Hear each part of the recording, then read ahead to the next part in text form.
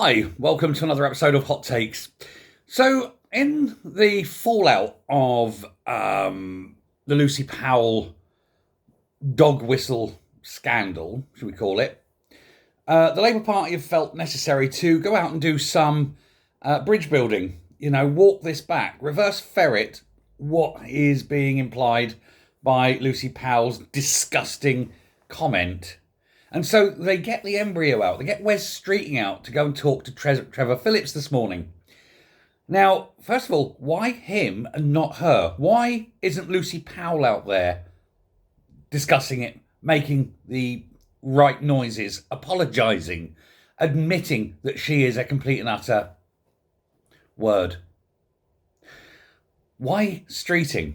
Who knows? It's mystery. Streeting's the least likely person to do this. But what was very weird is that Trevor Phillips, of course, asked him, always going to ask him, about this whole Powell fiasco. And he said, well, I don't think that's what Lucy meant. Now, that is very telling, isn't it? Not, that's not what Lucy meant, but I don't think that's what Lucy meant.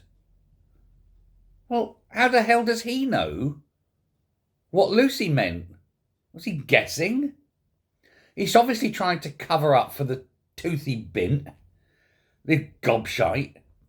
But unless he obviously hasn't spoken to her, otherwise he'd be able to say, well, she didn't mean that. I spoke to her this morning. She was so, she's so terrible. She realised afterwards that what she said was inappropriate. She said, but, and she's very, none of that. No.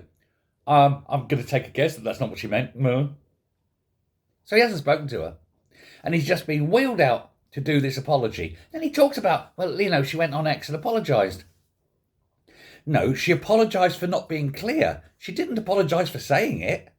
She didn't apologise for for it pushing Labour's position that the rape of thousands of girls over many, many years is just dog whistles. No. Oh, I was apologising for my lack of clarity. She won't apologise for it because, of course, they can never apologise because they're all too high and effing mighty, aren't they? They never make mistakes. They're all perfect people. Oh, no. I mean, yes, sure, some girls had to go through that, but hey, we have to consider Labour voters, basically. And so she's not apologised at all.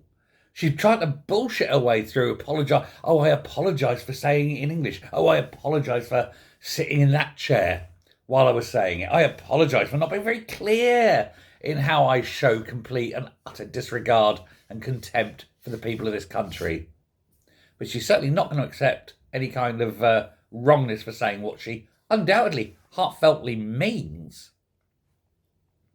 And then out comes the embryo. Like I say, I don't think that's what she means. Wes, that's exactly what she means. Now, I know you've been wheeled out. You've been pulled out by the policy wonks. You probably didn't want to be there, Wes Streeting. Let's be honest. You can see Wes Streeting was if you watch this anyway, you can see he was very uncomfortable.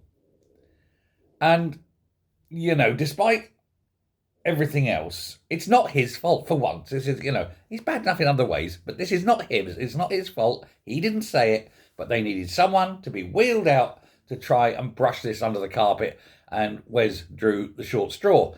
Actually, now I think about it, Wes probably didn't draw the short straw, probably volunteered for it because he's so desperate to keep getting his mug on TV because he's desperate to become the next leader of the party, which he won't. But, this faux walking it back, nobody believes them. Nobody believes, A, that she didn't mean it, B, that she's in any way sorry at all, and C, nobody believes Wes Streeting when he says she didn't mean it because even he doesn't believe she doesn't mean it. I don't think that's what she said. Oh, fuck off, Wes. Grow up, say the truth, and call it as it is. If you'd have gone on there and said, well, of course, what she said was completely wrong, and then I've spoken to her and she's deeply apologetic, and things like that. And that way people might believe you. But the way it's come out, no, they don't only not believe you, they don't believe you harder than they didn't believe you before. Wes Streeting, you're a dumbass for falling for it. Now, what are Labour to do? If Labour are to walk away from this, there's only one thing, and that is Powell must go. She must walk, and not just as a cabinet member, not just as the Leader of the House, but as an MP. She must resign as an MP, because what she said is unacceptable. It's inhumane. Thousands upon thousands of girls over many, many years, and she's so dismissive of them. There's no compassion, because she's better than us. She sits there in her ivory tower looking down on us, because how dare we oppose the views of the Labour Party? Yes, girls will be sacrificed on the altar of multiculturalism, so long as the votes keep coming. And that, I'm afraid, is what it is. And she is a nasty, horrible, ugly on the outside, and fuck me ugly on the inside piece of human trash. I have no sympathy for her. I've got no sympathy for anyone in the Labour Party. But I think it's utterly disgusting that they forced Wes Streeting to come out and talk bollocks, trying to plaster over this open wound that rents through the entirety of the Labour Party.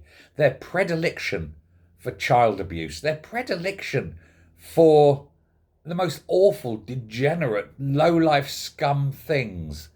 They seem to wallow in it. It's not something that they're even embarrassed about anymore. They're openly in support of it.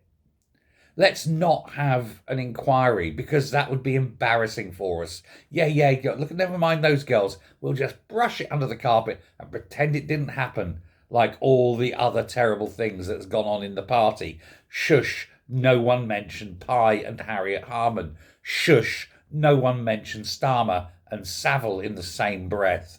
Shush, let's cover everything up. All those councillors, everything. Party of Peds continues apace, and I think it's almost obligatory. If you're going to be in the Labour Party, you've got to be into that shit. Can you tell me honestly that you look at the Labour Party now and you just don't see disgusting... Put it this way, you look at Parliament and it is a swamp of floating turds. All the big ones are in the Labour Party, aren't they? The hugest, stenchiest, dirtiest turds of all sit on the government benches. Thanks.